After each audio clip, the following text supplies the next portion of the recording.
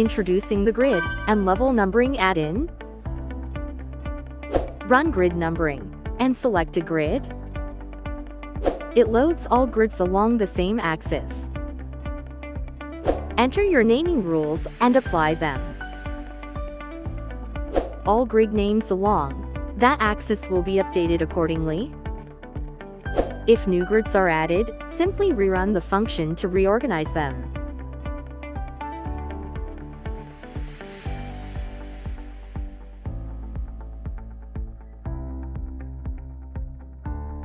You can change the sort direction as needed.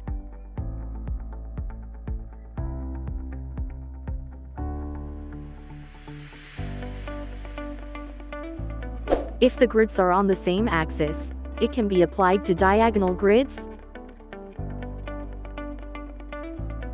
It can also be applied to curved grids.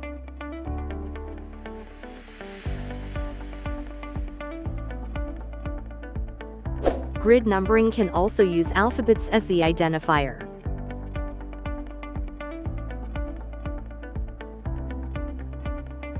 Levels can be organized using level numbering. Separate rules are created for ground and basement levels, with the ground level distinguishing between them. You can separately modify the new name in the preview.